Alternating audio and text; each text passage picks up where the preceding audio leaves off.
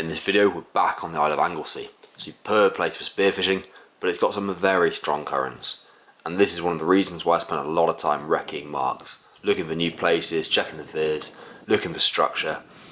And in late May it is a superb place to be. Beautiful scenery and some lovely beaches. Now I had a couple of sessions spearfishing Bobby Burns, you can see him there, he's gone down to check the viz.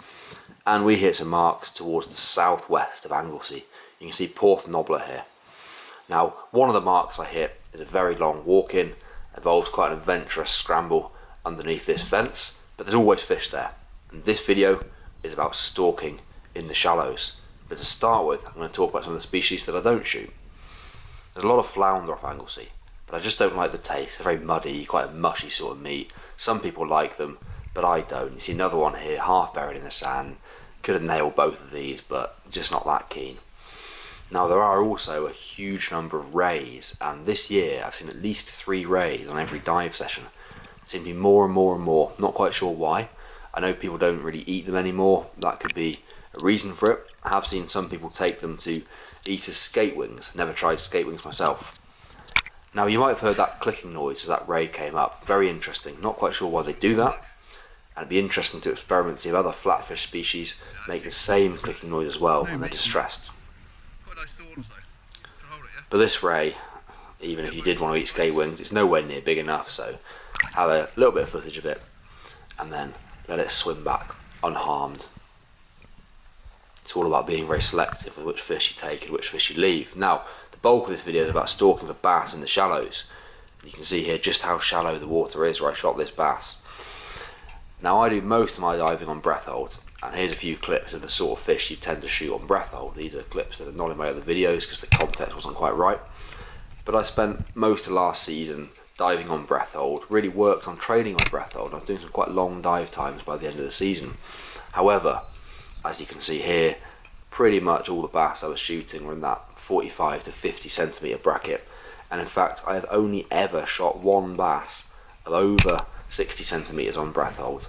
The big ones, for whatever reason, just don't seem to approach. I've got a theory that big ones are much more cautious, they're not curious, because the curious bass die young, like these ones. And you do seem to come across far more big bass in the shallows. I don't think that's because they live in the shallows, I think it's because you're more likely to find them when you're hunting actively. Now, you can hunt in very, very shallow water for these bass, and I tend to find most of the big bass in the shallows at low tide. On Anglesey, you get about a 20 to 40 minute window at low slack when the big bass seem to sit in the kelp and sit in little areas like this. And that's a very good time to stalk for them. When the current's running, however, they do seem to come in very shallow water, and this is a particular section of the mark here where I've shot a number of good bass, and it's only about 50 centimetres deep. It's actually so shallow I can hardly keep the GoPro underwater, so that's good when the current runs.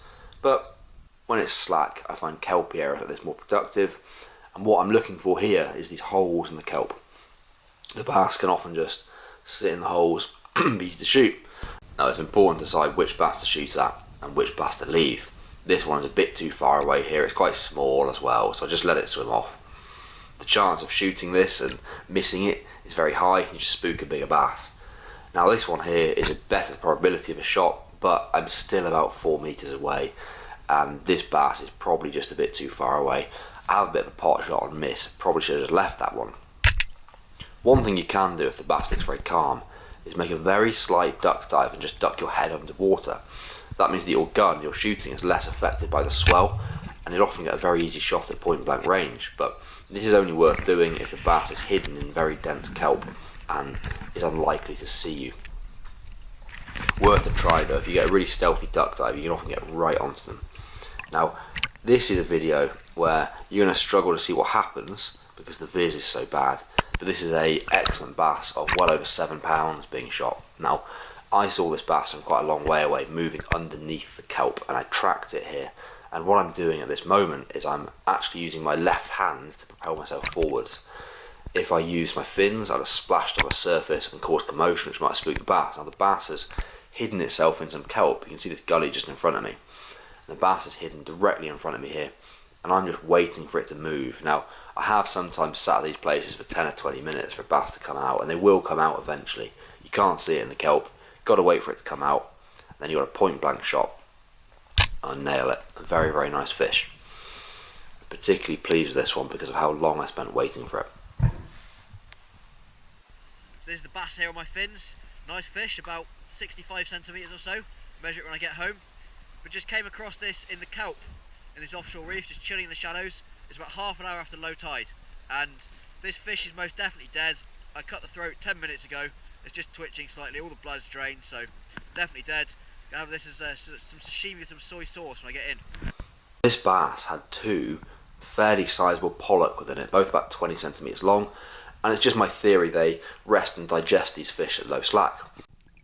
Now when stalking in the shallows, it's important to keep your eyes open. Use your peripheral vision to scan for mullet like this, to swim past on the surface when you're looking at the kelp. You'll quite often pick up bonus fish like this. You'll find flounder and plaice sometimes hidden on sand patches, Dover sole as well, like these areas. It's so important to keep your eyes peeled because you never quite know what you're going to find. And this was a lovely mullet. I don't shoot many mullet. I do quite like eating them, very meaty fish, so hopefully I'll get a few more.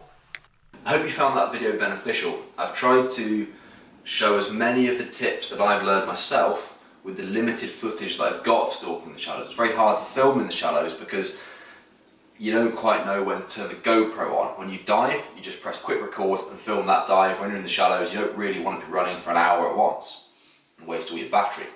Now, just to summarise the top tips, these are things that I've learned. Now, the first one is the majority of big bass do get shot in the shallows. There are some marks, for example, some of the pinnacles in the English Channel where massive numbers of big bass do congregate offshore at depth, but off North Wales, most of the big bass are in really shallow water, and so far I found it impossible to go too shallow. I've shot some great bass in less than 1.5 metres, and that seems prime. Go really, really shallow. The second tip is to use your left hand to propel yourself along, holding your gun in your right hand. You can basically swim a bit with your left hand, you can pull kelp to propel yourself as well, and that avoids splashing with your fins.